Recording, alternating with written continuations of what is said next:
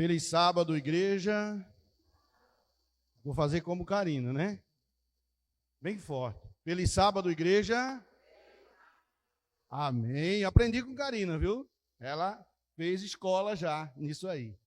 Graça e paz da parte de Deus e do nosso Senhor Jesus Cristo. Amém? Queridos, hoje é o nosso sábado missionário.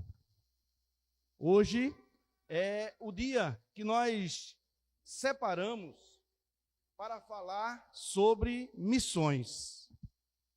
Missões é algo que é nosso. Deixa eu tirar aqui o... Agora, saiu. É algo que é nato da nossa igreja. Nós somos missionários natos, amém? Então, eu gostaria que você ficasse atento, que você não deixasse se dispersar. Fique atento, porque Deus tem coisas grandiosas para falar comigo e com você nesta manhã. Amém? Então, deixa eu ensinar algo para você. Quando alguém vier falar com você, a partir de agora, você olha para essa pessoa com um sorriso nos lábios e diz a ela assim: deixe para depois. Agora, papai está falando. Amém? Não é o irmão Geraldo que está falando, mas é Deus que está falando comigo e com você. Amém? Abra sua Bíblia no livro de Mateus, capítulo de número 28 e o versículo de número 19, nós vamos ler 19 e 20. Amém? Mateus, capítulo de número 28, versículo 19 e 20. Amém? Antes de nós lermos esse texto, eu queria fazer uma pergunta para você. A igreja existe para si ou para o mundo? Não me responda. Apenas pense nisso. Você acha que a igreja, ela existe para si ou para o mundo? Não responda. Vamos ler esse versículo, esse texto que diz assim. Antes de nós lermos, vamos orar e pedir ao Espírito Santo que nos dê entendimento da palavra em nome de Jesus. Pai bendito, nós te louvamos, glorificamos o teu nome e engrandecemos a ti, ó Deus, por estarmos aqui neste santo lugar.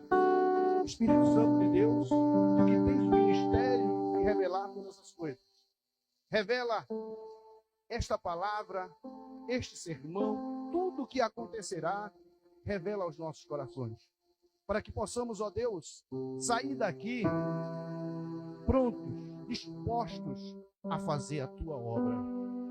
Tudo isso eu te agradeço, em nome do Senhor Jesus. Amém. Amém, queridos? A palavra, ela diz assim, Mateus capítulo 28, versículo 19 e 20.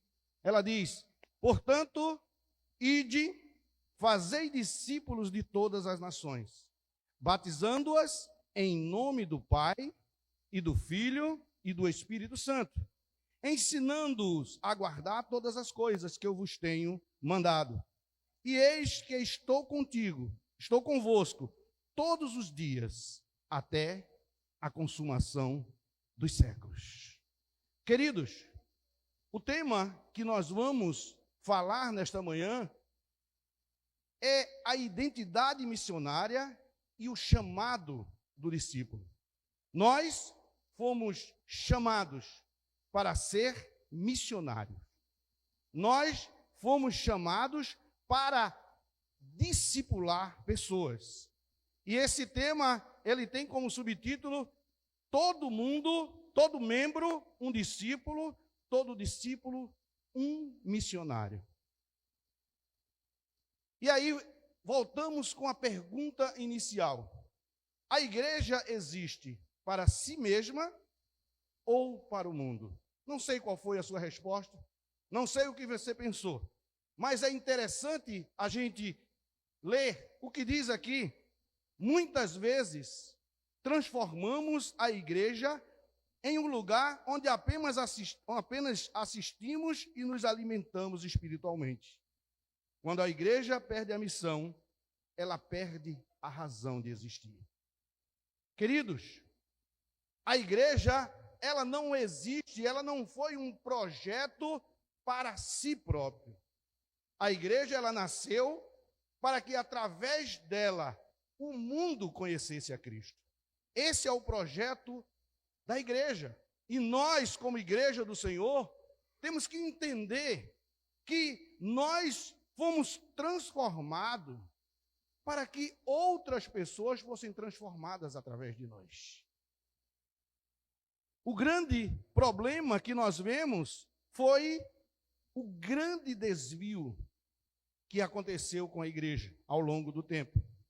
Saímos de uma igreja de movimento para uma igreja instituição. Saímos de missão para manutenção. De envio para conforto. Se você olhar essa figura que está aí nesta igreja manutenção, o que é que você vê? Você vê uma figura que nos remete a algo bom, cheio de casa de aranha, mal pintado, com aspecto de velho. Assim é a igreja manutenção. Do lado, nós vemos uma outra figura da igreja movimento. Uma igreja onde tem luz, onde você vê águas. Água significa movimento. Sabe, queridos, o foco mudou para o programa, o evento e o ambiente interno.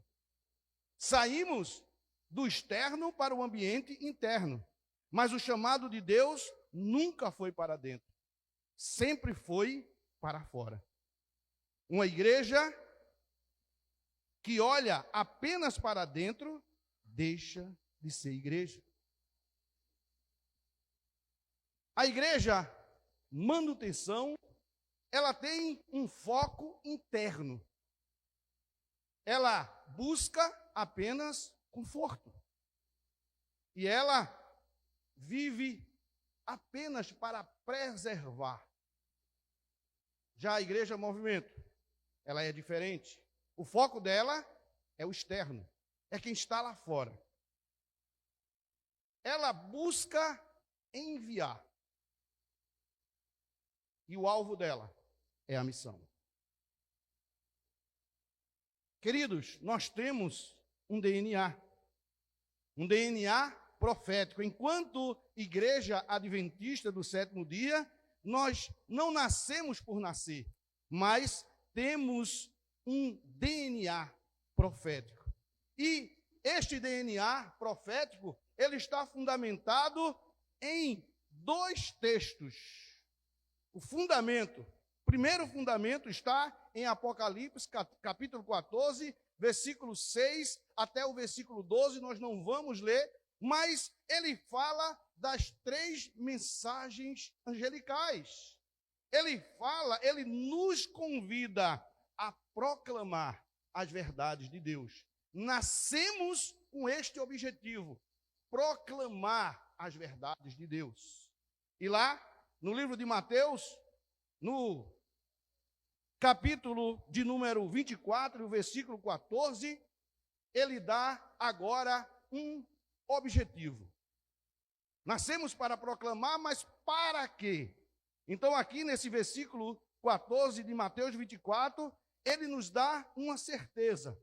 Diz assim o texto: e este evangelho do reino será pregado em todo o mundo, em testemunho a todas as nações, e então virá o fim. Nós acreditamos na volta. Assim, com esta visão, nasceu a igreja adventista. Uma igreja que proclama o evangelho, mas que crê na volta de Cristo. Temos uma mensagem eterna. Temos um povo levantado e uma missão urgente. Nós não escolhemos a missão. Fomos escolhido por causa dela. Amém? Você pode dar um amém? Você faz parte de uma igreja que tem uma missão. Nós não vivemos por viver. Nós não vivemos de forma aleatória, não. Nós fomos chamados, nós fomos criados para proclamar o Evangelho. Mas cremos que logo, logo, Jesus virá nos buscar. A Igreja Adventista do Sétimo Dia, ela não apenas tem uma missão, é a missão que tem a Igreja Adventista do Sétimo Dia. Amém? E aí, nós vamos para a engenharia do ministério. Efésios, capítulo 4, versículo 11 e 12, eu gostaria que você abrisse a sua Bíblia. Efésios, capítulo 4, versículo 11 e 12, eu quero ler com você. Ele diz assim, Paulo, escrevendo para a igreja de Éfeso, no capítulo 4, no versículo 11 e 12, ele diz assim, e ele mesmo deu uns para apóstolos, e outros para profetas, e outros para evangelistas, e outros para pastores e doutores, querendo o aperfeiçoamento dos santos, para a obra do ministério, para a edificação do corpo de Cristo. Esta é a engenharia do ministério. Sabe, queridos, o pastor não foi chamado para fazer tudo. Ele foi chamado para treinar, equipar e capacitar. O pastor, ele aperfeiçoa os santos. Mas sabe quem é que realiza a missão? Sabe quem realiza a missão? Bata assim no seu peito e diga, eu. Porque muitas vezes, quando nós dissemos nós passamos para o outro. Ah, é nós. Então é Claudinho que vai fazer isso. Não, eu sou igreja do Senhor. Então, esta missão, a missão, quem realiza somos nós, sou eu. O sucesso do ministério não está no que o pastor faz, mas no que a igreja se torna. Nós encontramos muita gente, não é pouca, dizendo assim, mas o pastor não fez. Sabe, querido, a igreja somos nós, a igreja é você. O pastor, como diz aqui, ele foi chamado para treinar, equipar, capacitar e para aperfeiçoar os santos. Olhe para esta figura que está aí. Olhe para ela. Onde esta engrenagem, esta rodana maior, ela simboliza o ministério pastoral. Mas ao lado dela, existem as rodanas menores, que é quem faz rodar. E essa rodana menor é a igreja. Sou eu, é você. Somos nós que vamos fazer a igreja cumprir a missão. O pastor, ele vai aperfeiçoar. O pastor, ele tem o papel de treinar, ele tem o papel de capacitar, de equipar. Mas eu e você é quem fazemos esta engrenagem funcionar. Somos nós. Sou eu e você, é você que vai fazer isso. Amém? Sabe, queridos, mas precisa haver uma mudança de paradigma. Nós precisamos mudar a nossa mente em relação à missão, em relação à igreja. Sabe, queridos, a dimensão da igreja manutenção é o membro. A dimensão da igreja movimento é o discípulo. O foco da igreja manutenção é o público interno. Mas o foco da igreja movimento é o público externo. A atuação da igreja manutenção é assistir e frequentar. Já a atuação da Igreja Movimento é praticar e discipular.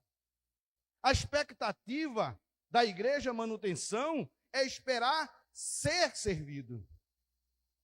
Mas a expectativa da Igreja Movimento é servir e enviar.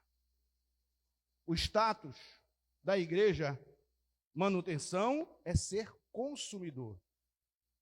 E o status da Igreja Movimento é ser missionário diário. E aí, ser missionário diário nos remete ao texto de Lucas, no capítulo 9, versículo 3, um texto bastante conhecido, quando Jesus ele diz: se alguém quer vir após mim, negue-se a si mesmo, tome cada dia a sua cruz e siga-me. Esse paradigma precisa ser mudado. A qual igreja você está pertencendo? Em que igreja você está? Na igreja manutenção, onde se preocupa apenas com o público interno, onde você quer ser apenas um membro, apenas o público interno, assistir, você só vem para cá, para a igreja, para assistir e frequentar. Quando não, o evento, a atração não é muito boa, você sai reclamando? Qual é a expectativa? Você espera somente ser servido? O que é que você se acha? Como você se vê? Qual é o status que você está vivendo? De consumidor? Se você detectar isso, se eu detectar isso, precisamos mudar esse paradigma na nossa cabeça. Precisamos se tornar discípulos. Precisamos ter como alvo, como foco, o público externo. Pensar em quem está lá fora. Pensar em quem não conhece Jesus. Precisamos atuar praticando e discipulando. Precisamos servir e enviar e ser um missionário diário.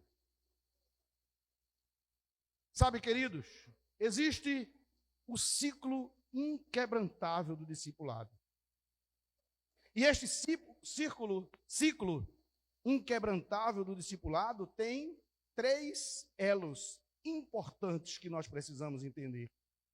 O primeiro elo é a comunhão. O segundo elo é o relacionamento. E o terceiro elo é a missão. Olha, queridos, na comunhão, eu preciso estar com o mestre diariamente através da palavra. No relacionamento, eu preciso viver o corpo de Cristo na comunidade, através dos pequenos grupos, através da unidade de ação. Neste ciclo inquebrantável, eu preciso viver a missão, ir em nome do mestre, testemunhando e servindo. Mas algo aqui é preciso observar. Estes elos, eles não funcionam sozinhos. Eles precisam estar entrelaçados. Esse é o segredo do ciclo inquebrantável. Este elo precisa estar engrenado, eles precisam estar juntos, entrelaçados. Sabe, eu tenho comunhão com Deus. E qual é o pequeno grupo que você pertence? Foi dito aqui, existem pequenos grupos de criança, de jovens, de adolescente. E o seu, qual é? Qual é o pequeno grupo que você está fazendo parte? Deixa eu dizer uma coisa para você, querido. Fazem 32 anos que eu conhecia Jesus e eu nasci no pequeno grupo. Eu nasci no pequeno grupo. E eu aprendi uma coisa a respeito do pequeno grupo, que talvez isso mude a sua vida. A igreja é lugar de celebração e de aprendizado. Você está aqui aprendendo. Aprendizado e celebração. Mas o pequeno grupo é o lugar onde nós vivemos a vida de Cristo. É ali onde eu tenho um verdadeiro relacionamento com os meus irmãos. É ali onde eu sou transparente. Por isso, queridos, sabe, me dói no meu coração entender e ver tanta gente na igreja e ninguém no pequeno grupo. Procure um pequeno grupo. Viva esse ciclo inquebrantável. Tenha comunhão com Deus. É necessário. Mas procure viver num pequeno grupo. Onde tem um pequeno grupo, eu quero estar lá. E aí você vai viver a missão, que é ir em nome do Mestre, testemunhando e servindo. Queridos, talvez você nunca tenha ouvido falar nessa palavra sinergia. E aí, nós falamos sobre a sinergia sagrada. Deixa eu dizer para você o que significa essa palavra sinergia. É a interação ou a ação conjunta de dois ou mais elementos para produzir um resultado superior à soma dos esforços individuais. Quando eu vivo uma sinergia, eu estou ligado a alguém, ou estou ligado a alguma coisa, mas aqui nós vamos falar sobre 3 elementos necessários para que nós possamos viver essa sinergia. E aqui fala, a fidelidade é a gestão integral da vida para a glória de Deus e atua como um combustível absoluto da missão. Sem a fidelidade nos dons, no tempo e nos recursos, o alcance da missão torna-se limitado. Administrar o evangelho é nossa maior responsabilidade de mordomia. E nós vamos destrinchar cada um deles. Primeiro, os 2 primeiros elementos dessa sinergia é a gestão de tempo e dos talentos. A missão existe disponibilidade intencional, não apenas o tempo que sobra. O primeiro elemento dessa sinergia é o tempo. Precisamos entender que Deus não precisa de resto. Deus não quer que nós passemos ou utilizemos para Ele o resto do nosso tempo. Mas aqui ele diz o dízimo do tempo. Dedicação de horas específicas da semana para o serviço do ministério ativo. Sabe, queridos, é necessário entender que essa sinergia ela só vai acontecer quando estes elementos estão funcionando juntos. O segundo elemento são os dons espirituais. Identificar e aplicar os talentos individuais para fortalecer o corpo de Cristo. Talvez você diga assim, olhe, eu não consigo pregar. Aqui, muitas vezes nós estamos fazendo a escala de pregação, né? E aí nós dizemos, quem vai pregar? Quem vai pregar tal dia? E nós temos uma dificuldade para achar pessoas que queiram pregar. É normal.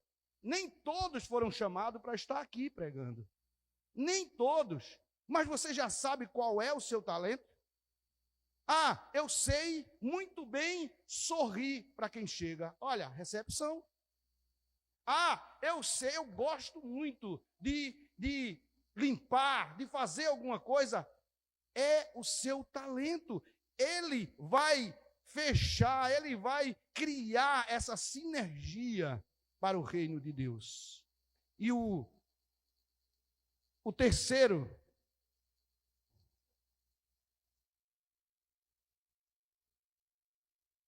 não está passando, Binho.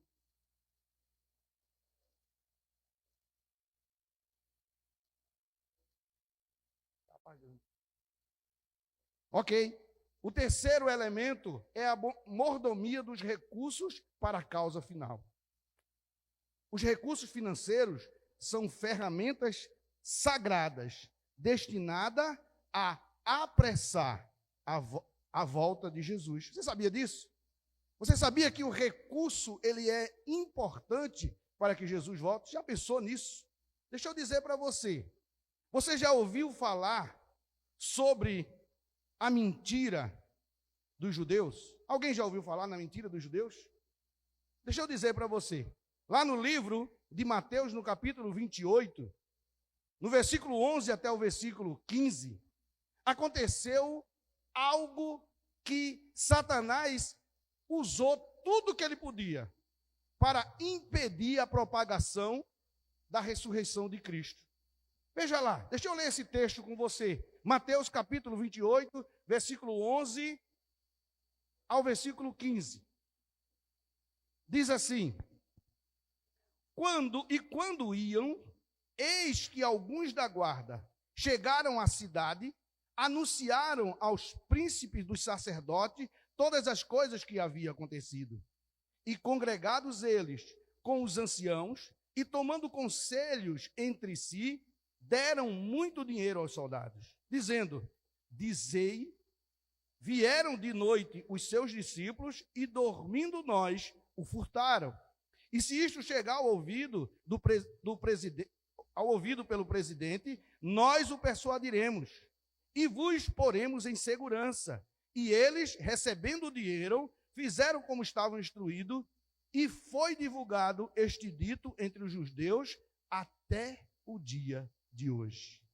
Sabe, queridos, esse texto, ele mostra a atitude de Satanás com os recursos. Deram uma grande soma àqueles soldados que estavam tomando conta do corpo de Cristo, para que dissessem que foram os discípulos que roubaram. Sabe qual era a intenção? Impedir a propagação do evangelho. Impedir que o evangelho fosse propagado. Mas nós temos uma oportunidade ao inverso. Nós podemos participar da mensagem do evangelho, da missão, através dos nossos recursos. Queridos, o nosso dízimo, você sabe como ele é utilizado? O nosso dízimo, ele serve à missão global.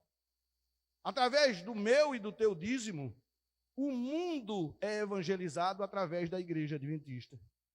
Mas, através do pacto e das ofertas, nós participamos da missão local. O que é que a Igreja de Jardim Paulista está fazendo? Por que não faz isso? Maravilha, eu quero, nós desejamos que você tenha esse pensamento. Mas você precisa transformar isso através dos seus recursos, através do pacto, que precisa ser proporcional. Precisa para que ele volte para nós. Porque porque 60%, não é isso, Agostinho? Volta para aqui. Então nós precisamos, eu e você, precisamos ser dizimistas, sim, mas precisamos também nos tornar pactuantes. Sabe, queridos, o sistema de pactos e ofertas sustenta o avanço da pregação e os projetos locais, refletindo um coração desapegado e totalmente focado com a eternidade. Meu amigo Laudinho, a gente conversa tanto sobre isso. Quantas coisas está aí na cabeça desse homem, que é o diretor de missões, mas muitas vezes esbarramos no dinheiro. Por isso, queridos, precisamos nos tornar missionários através também dos nossos recursos.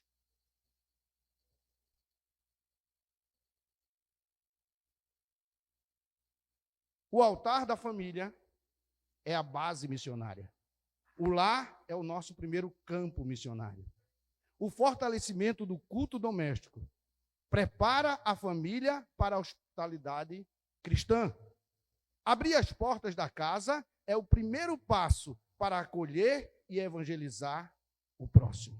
Precisamos entender que a nossa casa é a nossa primeira base missionária. Eu vejo muitas pessoas querendo participar das missões transcultural. Ou seja, tenho certeza que muitos que viram aqui o Toguede disseram: eu quero ir para o Egito. Eu quero, ok, é bom, é maravilhoso, mas e o seu lar? Como é que está? Você já é missionário na sua casa? O seu lar é o seu primeiro campo missionário. O fortalecimento do culto doméstico. A importância deste trabalho, culto doméstico, prepara a família. E abrir as portas da sua casa também é um tipo de missão. Vamos falar agora sobre essa palavra tão difícil. O ecossistema oikos. Agora eu vou embora, não sei nem o que você está falando. Você já ouviu falar nessa palavra oikos? Quantos aqui já ouviram? Oikos.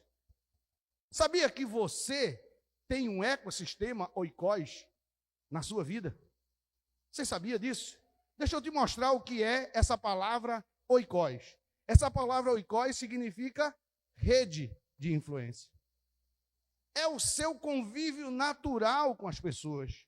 Se você olhar aqui nessa figura, você vai ver isso. Cada discípulo possui uma rede natural de influência. Onde você está é exatamente onde Deus quer agir. Olha essa figura aqui. Essa figura representa um sol, onde o discípulo, ele é este sol.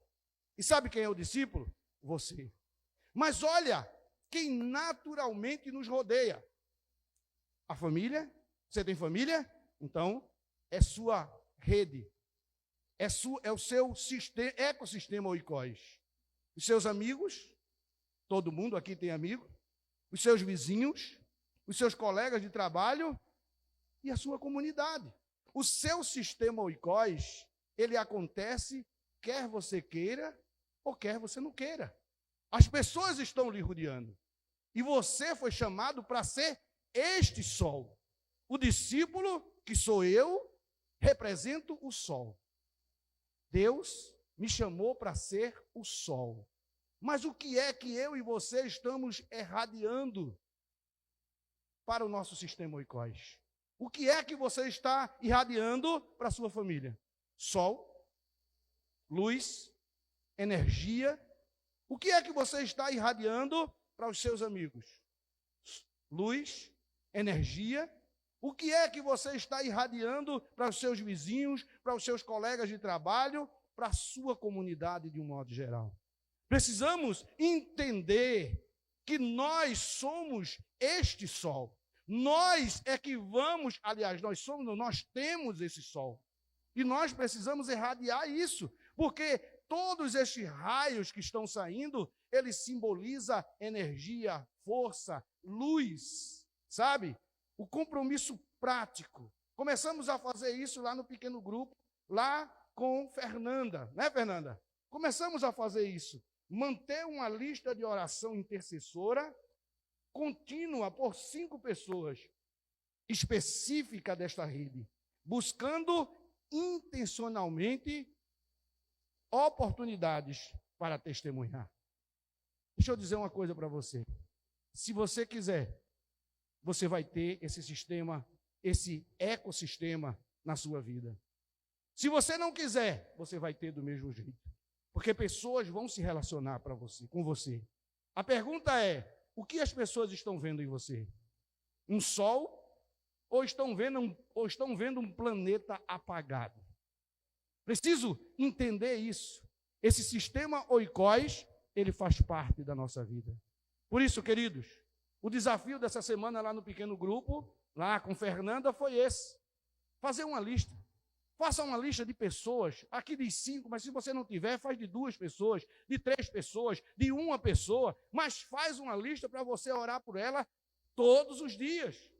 E buscar intencionalmente oportunidades para testemunhar para elas. E outra maneira de fazer isso é um método que uma pessoa assim, que não é muito relevante, ensinou para a gente, né? É um tal de Jesus Cristo. É um método de Cristo na prática. Vamos ver esse método? Aqui nós temos 5 degraus. 5 degraus que precisamos subir. O primeiro degrau é misturar-se. Estar presente na vida das pessoas. Se misturar. O segundo degrau, simpatizar. Demonstrar empatia e interesse genuíno. O terceiro degrau, atender, auxiliar de forma prática e espiritual nas necessidades.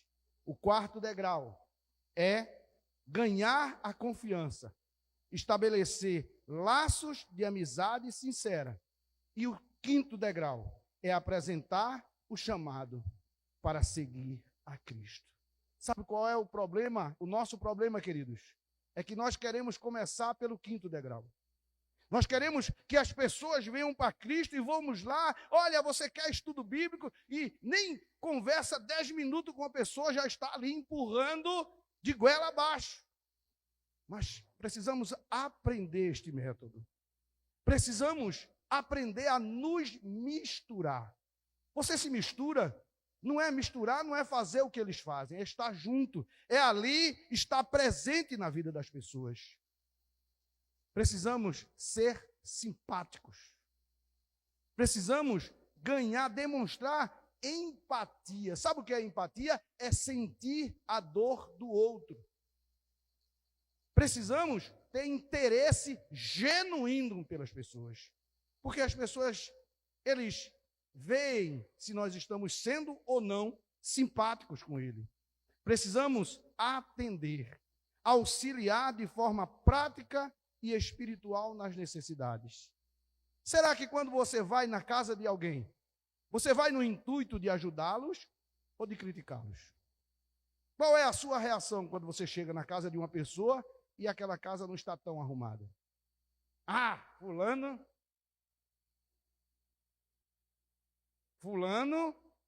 sabe, queridos, atender é um degrau do método de Cristo. Ganhar a confiança, estabelecer laços de amizade. Como é que você é visto na rua que você mora? Como é que você é visto no seu trabalho? Ah, isso é o crente chato.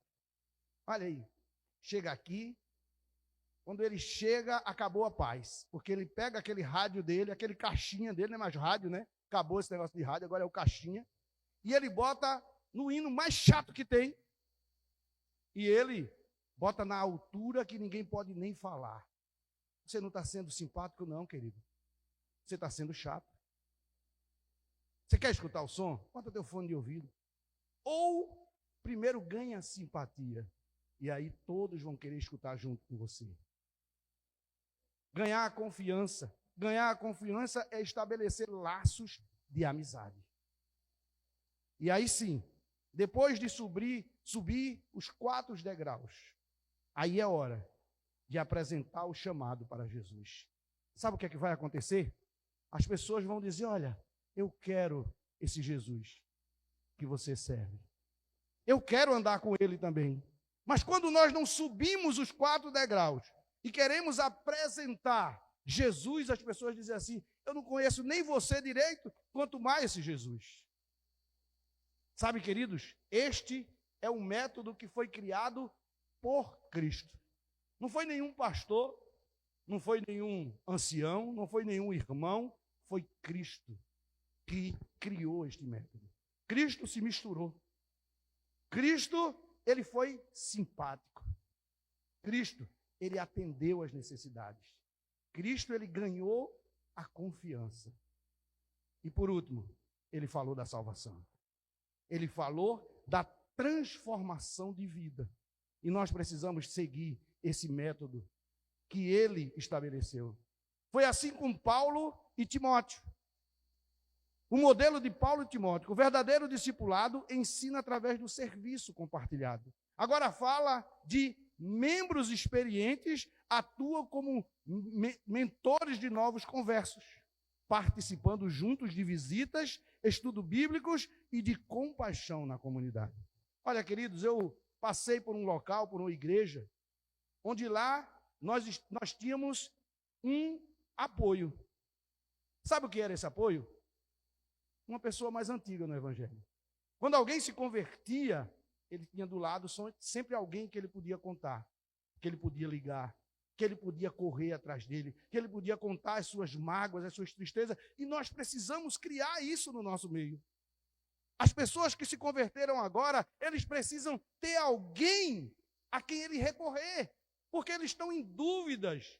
Muitas coisas ali, ele vai para o batismo, mas quando ele sai dali, ao invés de diminuir, aumenta as dúvidas. E ele precisa de você, que já conhece a doutrina da igreja, que já conhece o evangelho mais do que ele. Esse foi a mentoria na prática de Paulo e Timóteo. Paulo pregou para Timóteo, mas nunca o abandonou. Sempre ele estava falando, sempre ele estava dizendo, olha, Timóteo, vai por aqui. Ei, olha, faz isso. Ele sabia até que Timóteo não tinha um estômago muito bom. Veja que coisa tremenda. Sabe o que é isso? Mas isso não pode partir do novo convertido. Precisa partir de você. Eu vi isso aqui acontecer, eu vejo isso acontecer. Está ali meu irmão Paulo. Olha, bonito, uma gravata linda. Mas aqui, ó, quem não largou ele? Laudinho e Adeilson. É o tempo todo com ele. É ou não é, Paulo? É o tempo todo. E veja que hoje ele já está na missão. Precisamos aprender este modelo de Paulo e de Timóteo.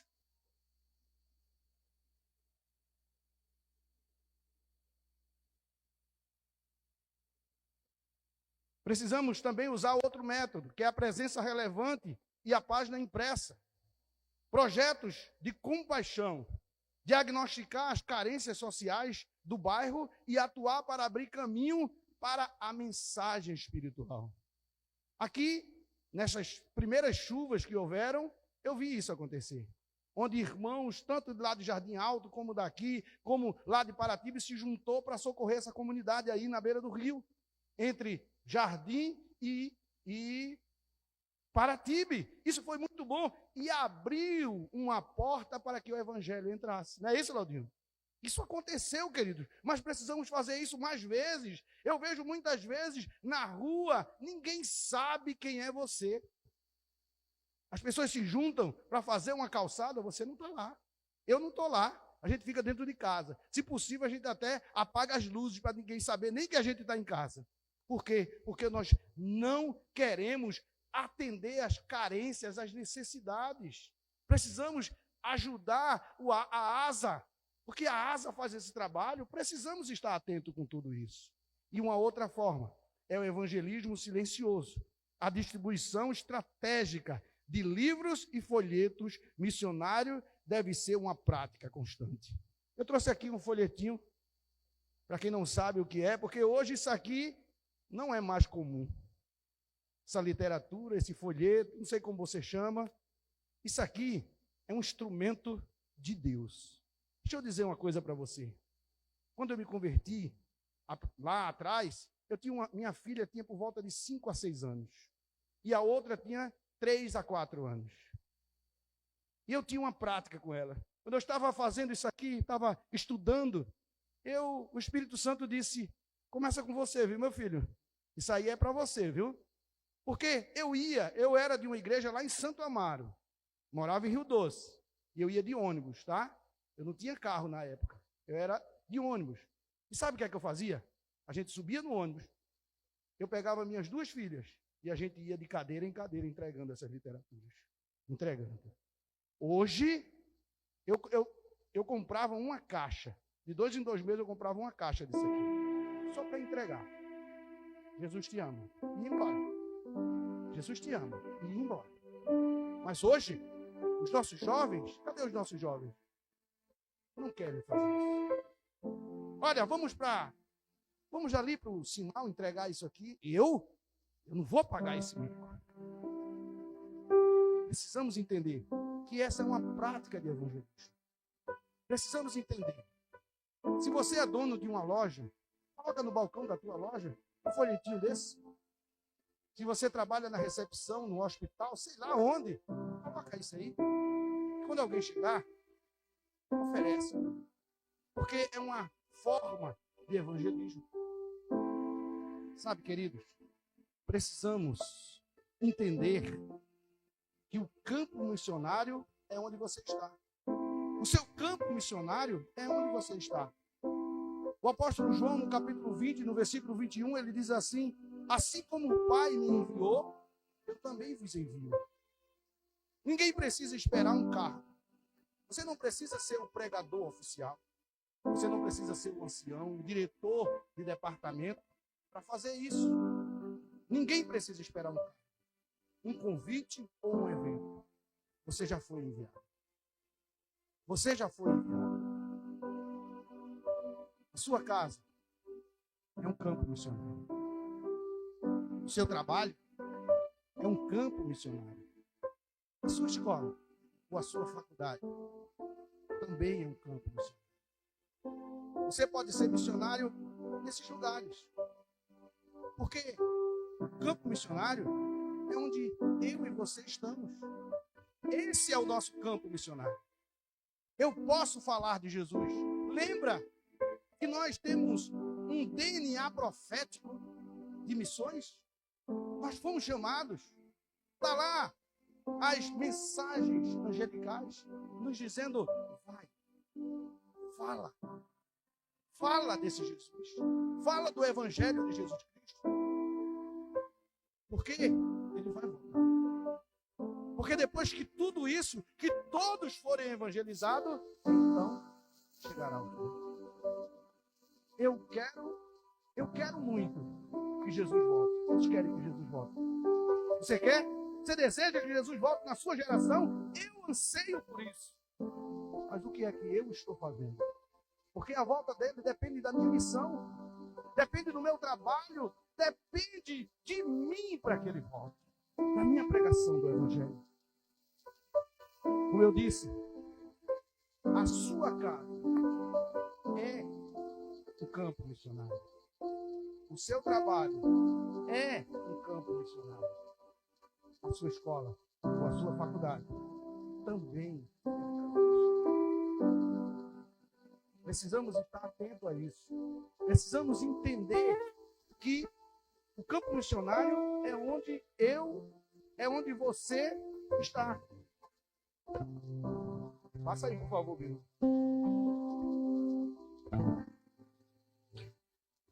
Acho que descarregou aqui a bateria. E sabe, querido, chegamos num momento muito interessante. O compromisso do discípulo. Nós fomos chamados, fomos transformados e agora somos enviados. A missão não é um programa da Igreja Adventista do Sétimo Dia ou da Igreja Adventista do Sétimo Dia de Jardim Paulista. Não.